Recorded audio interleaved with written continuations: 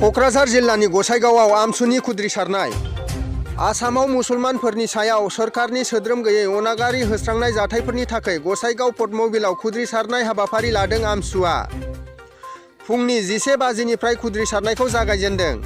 गोबां रोजा रोजा मुसलमान सुबुंफोरा बाहागो लादों आरो आसामनि गिबि मन्थ्रि डॉ हिमन्त बिश्व शर्मानि मुसुखा सावदों। आमसुनि गाहाय आफादगिरि रुकिफुल इस्लाम आरो जिल्ला आमसुनि आफादगिरि माहाजुरुल इस्लाम बिथांमोना बाहागो लाफैदों। गसाइगावनिफ्राय बिश्वबती बसुमतारी, बडलेण्ड टक्स।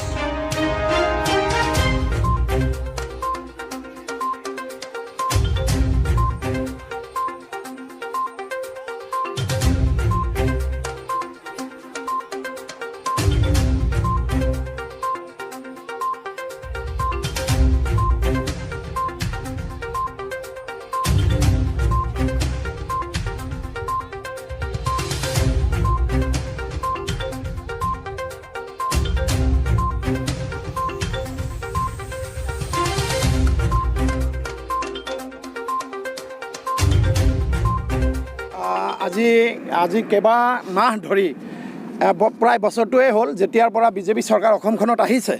মাননীয় মুখ্যমন্ত্ৰী হিমন্ত বিশ্ব শৰ্মা দেৱৰ নেতৃত্বত যি অবৈধভাৱে একপক্ষীয়ভাৱে ধৰ্মীয় সংখ্যালঘু বিশেষকৈ মুছলিম সম্প্ৰদায়টোক টাৰ্গেট কৰি লৈ যি অবৈধ এভেকশ্যন চলাই আছে, অবৈধ উচ্ছেদ চলাই আছে, আৰু হিমন্ত বিশ্ব শৰ্মা নিৰ্লজ্জভাৱে স্বীকাৰো কৰিছে যে মই যদি সংখ্যালঘুসকলক বেয়া পাওঁ, মই যদি সংখ্যালঘুসকলক টাৰ্গেট কৰি লৈছোঁ, তাত কি বেয়া কৰিছোঁ, কি অসুবিধা হৈছে। গতিকে অসমৰ মুখ্যমন্ত্ৰীৰ পৰা আমি সংখ্যালঘুসকলে এনেকুৱা ধৰণৰ অভদ্ৰ অসভ্য আচৰণ কেতিয়াও আশা কৰা নাছিলোঁ। আৰু আজি আমি এই প্ৰগ্ৰামৰ এই কাৰ্যসূচীৰ জৰিয়তে সাংবাদিক বন্ধুসকলৰ দ্বাৰা আমি জনাব বিচাৰিছোঁ হিমন্ত বিশ্ব শৰ্মা ডাঙৰীয়াক যে আপুনি অসমৰ বুকুত যিমানকেইটা জাতি ধৰ্ম যিমানকেইটা সম্প্ৰদায় আছে প্ৰত্যেকৰে মুখ্যমন্ত্ৰী হোৱাৰ কাৰণে চিন্তাধাৰা কৰক, প্ৰত্যেকৰ মুখ্যমন্ত্ৰী হওক। যদি আপুনি ভাবিছে যে অকল ধৰ্মীয় সংখ্যালঘুসকলক টাৰ্গেট কৰি লৈ এনেকুৱা ধৰণৰ উচ্ছেদ কাৰ্যসূচী চলাই লৈ যাম, তেতিয়াহ'লে মনত ৰাখিব মুখ্যমন্ত্ৰী মহোদয়, এই ধৰ্মীয় সংখ্যালঘুসকল কিন্তু হাত সাৱটি বহি নাথাকে, হাতত খাৰু পিন্ধি বহি নাথাকে। এই অসমৰ 1,30,00,000 জনসংখ্যা কিন্তু ৰাজপথত ওলাই আহি আপোনাৰ বিৰুদ্ধে ইয়াত গণতান্ত্ৰিকভাৱে আন্দোলনৰ কাৰ্যসূচী হাতত ল'ব।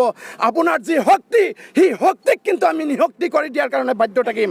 আৰু এটা কথা, অকল ধৰ্মীয় সংখ্যালঘুসকলৰ যি ভূমি বেদখল কৰি আছে, ভূমি উচ্ছেদ কৰি আছে বেদখলৰ নামত, আজি চিন্তা কৰক গুৱাহাটী ৱাকফ বৰ্ডত কিমান হাজাৰ হাজাৰ মাটি বিভিন্নজনে দখল কৰি আছে, তাত কিন্তু তেনেকুৱা ধৰণৰ উচ্ছেদ কৰা আমি দেখা পোৱা নাই।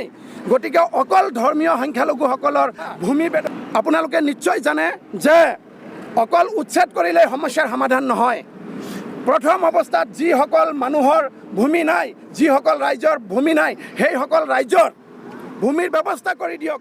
আজি যিসকল মানুহক উচ্ছেদ কৰা